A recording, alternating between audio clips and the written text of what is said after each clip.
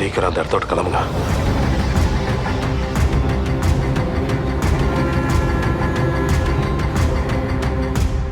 మన ఆడియన్స్కి time loop concept అంటేనే ఒక స్పెషల్ ఇంట్రెస్ట్ క్రియేట్ అవుతుంది.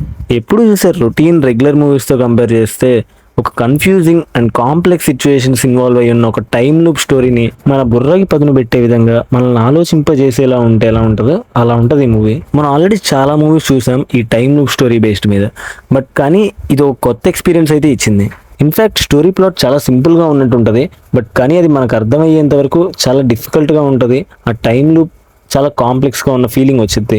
ఈ మలయాళం మూవీ సంభవం అధ్యాయం 1. దీని మీనింగ్ ఏంటంటే సంభవం అంటే ఒక ఇన్సిడెంట్ అనమాట. అధ్యాయం 1 అంటే పార్ట్ 1 అని చెప్పొచ్చు. ఒక ఇన్సిడెంట్ జరిగింది, సో దానికి పార్ట్ 1 ఈ మూవీలో చూపించారు.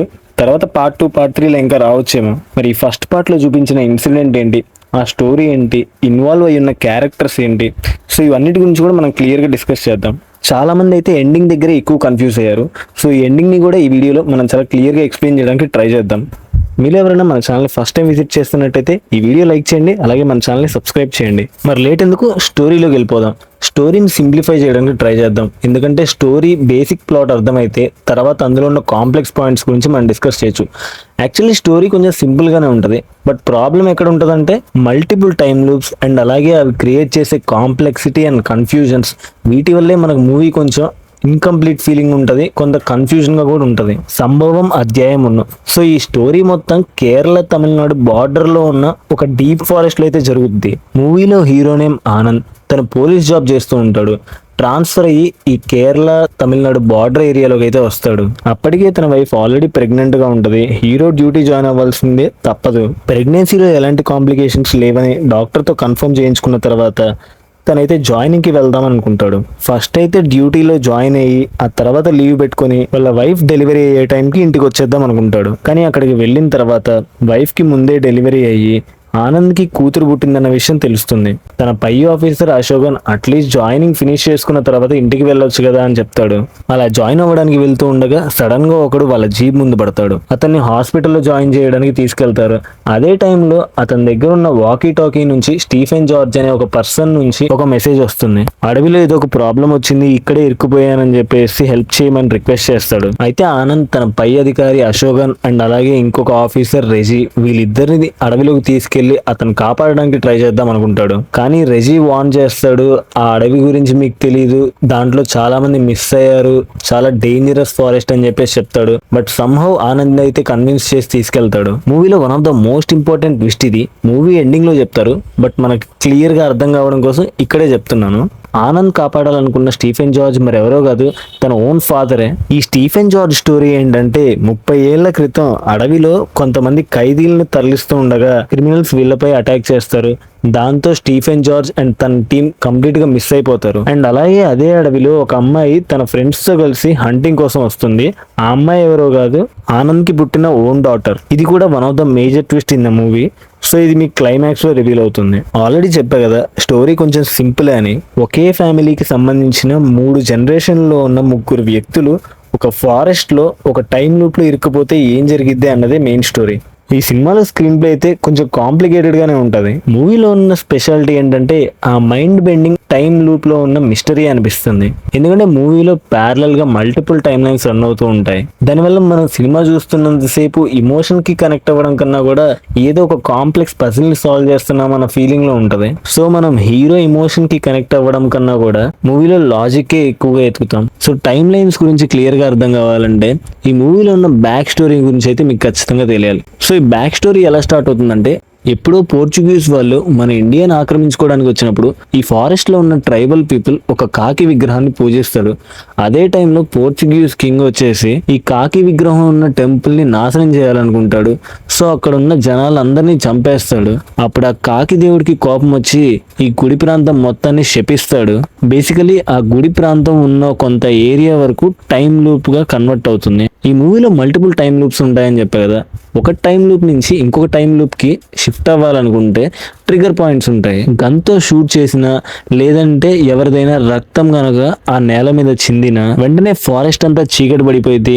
అలాగే వాళ్ళకి రకరకాల సౌండ్స్ వినపడుతూ ఉంటాయి. ఈ రెండు కలిపి జరిగినప్పుడు ఒక టైం లూప్ లో నుంచి ఇంకొక టైం లూప్ లో షిఫ్ట్ అవుతారు. ఈ blood and gun shoot sound అనేది మూవీ మొత్తం రివాల్వ్ అవుతూ ఉంటది. మేబీ ఆ పోర్చుగీస్ కింగ్ ఇక్కడ ఉన్న ట్రైబల్ పీపుల్ అందరినీ చంపడం వల్ల ఆ గన్ షూట్ సౌండ్ అండ్ అలాగే వాళ్ళ రక్తం నేల చిందడం వల్ల సో దానికి సింబాలిక్ గా ఆ కాకి దేవుడు అలా శపించి ఉండొచ్చు అండ్ అదే ఒక ట్రిగర్ పాయింట్ గా పెట్టి ఉండొచ్చు. ఇలాంటి ఒక డిఫికల్ట్ టైం లూప్ లో ఉన్నప్పుడు బయటికి రావడం ఎలా? సో ఈ టైం లూప్ లో నుంచి బయటికి రావడానికి ఉన్న one and only way spiral path. Starting లో కార్ ముందు కింద పడిన వ్యక్తి గాని లేదంటే ఈ పోర్చుగీస్ కింగ్ ని ఈ అడవికి తీసుకొచ్చే ఆ విలేజర్ గాని వీళ్ళిద్దరు కూడా బయటికి వెళ్ళాలంటే ఈ స్పైరల్ పాత్ ని ఫాలో అవ్వాలని చూపిస్తారు. ఈ మూవీలో ఉన్న biggest confusion and biggest problem వచ్చేసి మల్టిపుల్ క్యారెక్టర్స్ ఉంటారు మల్టిపుల్ టైమ్ లైన్స్ లో. దానికి రీజన్ వాళ్ళ ఒరిజినల్ టైం లైన్ ఒకటై ఉండొచ్చు, బట్ కానీ టైం లూప్ జరిగిన ప్రతిసారి వాళ్ళు వేరే టైం లూప్ లోకి షిఫ్ట్ అవుతూ ఉంటారు. సో వాళ్ళే వేరే క్యారెక్టర్స్ గా మళ్ళీ మనకి కనిపిస్తూ ఉంటారు. ఇలా multiple characters multiple time loops లో ఉండడం వల్ల ఒక మల్టీవర్స్ అనే ఫీలింగ్ వచ్చింది. మనకు కొంత కన్ఫ్యూజన్ కూడా క్రియేట్ చేసిద్ది.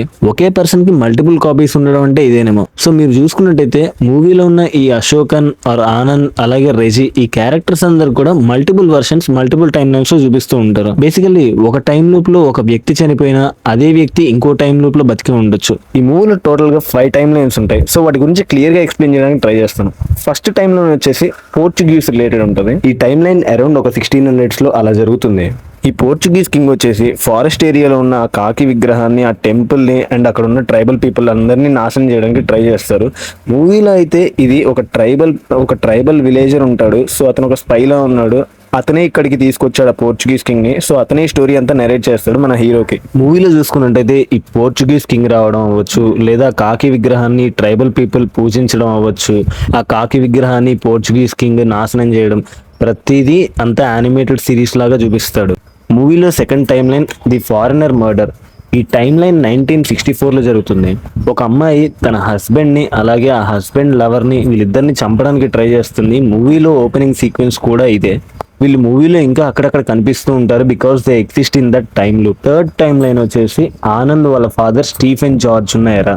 Stephen George as a police తన టీంతో కలిసి ఈ క్రిమినల్స్ అందరినీ ఒక అడవిలో నుంచి తీసుకెళ్తూ ఉంటాడు. అదే టైంలో ఈ క్రిమినల్స్ అందరూ పోలీసుల మీద అటాక్ చేస్తారు. సో వాళ్ళందరూ అడవిలోకి తప్పించుకుంటారు. స్టీఫెన్ జార్జ్ అండ్ తన టీం వీళ్ళని క్యాచ్ చేయడానికి ట్రై చేస్తారు. సో ఇది మూవీలో థర్డ్ టైం లైన్. మూవీలో ఉన్న ఫోర్త్ టైం లైన్ ప్రెసెంట్ ఎరా. ఆనంద్ గురించి ఏదైతే మనం చూస్తూ ఉన్నామో సో అదంతా present time line. Anand wife pregnant గా ఉంది. తను డ్యూటీ జాయిన్ అవ్వడానికి వెళ్తాడు. లీవ్ తీసుకున్నాం తర్వాత తను డెలివరీ అయ్యే లోపల వచ్చేద్దాం అనుకుంటాడు. ఇంతలో ఈ కాకి విగ్రహం చుట్టూ తిరుగుతూ ఉంటారు. ఈ టైం లూప్ లో ఇరుక్కుపోతారు. మూవీలో ఉన్న final time line the future ఎరా. అది ఎవరిదంటే ఆనంద్ కూతురుది. మూవీ ఓపెనింగ్ లో చూసుకున్నట్టయితే ఒక యంగ్ గ్యాంగ్ వస్తారు. సో అందులో ఆనంద్ కూతురు కూడా ఉంటుంది. వీళ్ళందరూ కలిసి హంటింగ్ చేయడానికి వస్తారు. మీరు అబ్జర్వ్ చేస్తుంటే ఆ టైం లైన్ లో రెజీన్ చంపింది ఎవరో కాదు, ఆనంద్ కూతురు. ఆనంద్ 1994లో ఉన్న తన తండ్రి టైం లూప్ లో ఉన్నప్పుడు ఎలా అయినా సరే వాళ్ళ నాన్నని కాపాడాలి అన్న ఇంటెన్షన్తో స్పైరల్ పాత్ని ఫైండ్ అవుట్ చేసి ఆ రూట్లో వాళ్ళు బయటికి వచ్చేసి ఆ తర్వాత ఆయన్ని బయటికి పంపించేస్తారు. ఆ తర్వాత హీరో ఆనంద్ కాకి విగ్రహం ముందు తనను తానే షూట్ చేసుకుంటాడు. ఇలా ఎందుకు చేశాడంటే వాళ్ళ నాన్న టైం లైన్ ని రీసెట్ చేయాలని చెప్పేసి. సో ఆ టైం లూప్ లో ఆయన ఉండకూడదు, ఆయన బయటకు వచ్చేయాలని చెప్పేసి. దీనివల్ల ఉన్న డిసడ్వాంటేజ్ ఏంటంటే హీరోకి తన ఫాదర్ ఉంటాడు, బట్ డాటర్ చనిపోతుంది ఆ టైం లైన్ లో.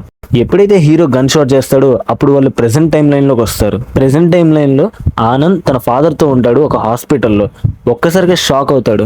సో వాళ్ళ నాన్న టైం లూప్ నుంచి రీసెట్ చేసేసి బయటికి తీసుకొచ్చాడని చాలా క్లియర్ గా అర్థమవుతుంది. ప్రెసెంట్ జరిగే స్టోరీలో ఇప్పుడు తన కూతురు పుడుతుంది ఇదే హాస్పిటల్లో. సరే అంతా బాగుంది కదా అని చెప్పేసి తన డ్యూటీలో జాయిన్ అవ్వడానికి వెళ్తాడు. అదే టైంలో ఆనంద్ వెళ్తున్న వెహికల్ ముందు ఒక అమ్మాయి పడిపోయి ఉంటుంది. అది మరెవరో కాదు, తన ఫ్యూచర్ డాటర్. దీని అర్థం ఏంటంటే ప్రెసెంట్ తనకి చిన్న పాపగా ఆ డాటర్ బతికే ఉన్నప్పటికీ పెద్ద అయిన తర్వాత తను చనిపోతుంది. లాస్ట్ లో హీరోకి అడవిలో ఉన్న పోర్చుగీస్ కింగ్ అయితే కనిపిస్తాడు. మూవీలో ఒక ట్రైబల్ విలేజర్ ఉంటాడు కదా, పోర్చుగీస్ కింగ్ ని ఈ అడవిలోకి తీసుకొచ్చిన అతను ఒక మాట అంటాడు. అదేంటంటే నువ్వైనా నేనైనా ఈ టైం లూప్ లోకి వచ్చి ఇరుక్కుపోవడానికి ఒక్కటే రీజన్, అది ఆ సంఘటన. ఆ ఇన్సిడెంట్ కనుక అసలు జరగకుండా ఉంటే ఖచ్చితంగా టైం లూప్ అనేది ఉండదు అని చెప్పేసి చెప్తాడు. కానీ తను చెప్పినట్టుగా ఆ టైం లూప్ ఎగ్జిట్ అవ్వడం అనేది ఇంపాసిబుల్. దానికి రీజన్ ఏంటంటే పోర్చుగీస్ కింగ్ వచ్చిన తర్వాత ఆ కాకి విగ్రహం, ఆ తర్వాత అక్కడ ఉన్న ట్రైబల్ పీపుల్ వీళ్ళందరినీ చంపిన తర్వాత కాకి విగ్రహం ఉన్న దేవుడికి కోపం వచ్చి శపించారు. అప్పుడే స్టార్ట్ అయింది ఈ టైం లైన్. సో ఒకవేళ ఆ 1600s టైం లైన్ లోకి వెళ్ళినప్పటికీ కూడా ఆ టైం లైన్ ఎందుకు ఆపలేరంటే అప్పటికి ఇన్సిడెంట్ జరిగి ఉంటది కాబట్టి. సో ఇన్సిడెంట్ ఎప్పుడైతే జరిగి అయిపోయిందో ఆ తర్వాత టైం లైన్ అనేది స్టార్ట్ అయింది. సో ఆ టైం లైన్ ఇంకెలా ఎగ్జిట్ చేస్తారు? సో నా పాయింట్ ఏంటంటే పోర్చుగీస్ కింగ్ అనేవాడు అసలు రాకుండా ఉంటే అప్పుడు ఏదైనా పాసిబుల్ అయ్యేది. బట్ ఆల్రెడీ వాడు వచ్చిన తర్వాత వీళ్ళందరినీ చంపి అప్పుడు కాకి విగ్రహం దేవుడు శపించాడు. సో అప్పుడు టైం లైన్ స్టార్ట్ అయింది. సో ఆ టైం లైన్ కంటే ముందుకైతే వెళ్ళలేరు. అందుకే ఈ టైం లూప్ అనేది ఎప్పటికీ ఎగ్జిట్ అవ్వదు. కొత్త కొత్త జనాలు వస్తూ ఉంటారు, అడవిలోకి మళ్ళీ వెళ్తూ ఉంటారు, మళ్ళీ మిస్ అవుతూ ఉంటారు, మళ్ళీ multiple time lines, multiple time loops జరుగుతూనే ఉంటాయి. దీన్ని బ్రేక్ చేసే విధంగా ఇంకేమైనా రూల్స్ ఉన్నాయా అని చెప్పేసి మనకి పార్ట్ 2లో చూపించే అవకాశం ఉంది. ఎందుకంటే ఇది సంభవం అధ్యాయం 1. సో చాప్టర్ 1 అనమాట. చాప్టర్ 2 ఖచ్చితంగా ఉండబోతుంది. ఓవరాల్ గా చెప్పాలంటే మూవీ అంత ఫెంటాస్టిక్ గా ఉండకపోవచ్చు, బట్ కానీ ఒక డిఫరెంట్ టైం లూప్ కాన్సెప్ట్ అయితే ట్రై చేశారు. నాకు ఆ ట్రై చేసిన వేకి, ఆ ఎఫర్ట్స్ కి ఆబ్వియస్ గా అప్రిషియేట్ చేయొచ్చు అనిపించింది. ఇలాంటి కొత్త కాన్సెప్ట్లతో వస్తేనే మనకి మూవీ అనేది ఎప్పుడైనా ఇంట్రెస్టింగ్ గా ఉంటుంది. ఈ మూవీలో ఆ వర్షం పడుతున్నప్పుడు అవ్వచ్చు, లేదా ఫారెస్ట్ అయి ఉండొచ్చు, లేదా ఆ ఫారెస్ట్ లో చూపించే సీన్స్ కానీ ఆ రియలిస్టిక్ నేచర్ అవి ఉండొచ్చు. నేనైతే ప్రతి సీన్ ని లైక్ ఆ ఫారెస్ట్ లో ఉన్నాను, దానికి కనెక్ట్ అయ్యి ఉన్నాను అన్న ఫీలింగ్ వచ్చింది. మేబీ సౌండ్ ఎఫెక్ట్స్ కూడా చాలా ఇంపార్టెంట్ రోల్ ప్లే చేశాయి అన్నట్టు అనిపించింది. సినిమా స్టార్ట్ అయిన ఒక 1 hour కి ఆ టైం లూప్ లో ఇరుక్కున్నప్పుడు సెకండ్ టైం లూప్ లోకి వెళ్తాడు కదా ఆనంద్. సో ఆ టైంలో ఒక చోట గట్టిగా అరుస్తాడు. నాకైతే సేమ్ అదే ఫీలింగ్ అనిపించింది. అస్సలు యాజ్ ఇట్ ఈస్ దింపేశాడు. సో నాకు అలా గట్టిగా అరవాలనిపించింది, ఏం జరుగుతుందిరా బాబు సినిమాలో అన్నట్టు. సో సేమ్ ఇక్కడ కూడా ఆనంద్ అలాగే ప్రొజెక్ట్ చేశాడు. ఫైనల్లీ నా వరకైతే ఇది ఒక డిఫరెంట్ ఎక్స్పీరియన్స్ ఇచ్చిన మూవీ అనే చెప్తాను. ఒకవేళ నా ఎక్స్ప్లెనేషన్ లో ఏదైనా ఫ్లాస్ ఉన్నట్టు అనిపించినా, లేదా నా ఒపీనియన్ రాంగ్ అయినా, మీ ఒపీనియన్స్ ని మీరు కమెంట్స్ లో అయితే షేర్ చేయొచ్చు. ఈ వీడియో నచ్చినట్టయితే ఒక లైక్ చేయండి, మీ ఫ్రెండ్స్ అండ్ ఫ్యామిలీతో షేర్ చేయండి. అలాగే మరిన్ని వీడియోస్ కోసం మన ఛానల్ అయితే సబ్స్క్రైబ్ చేయండి.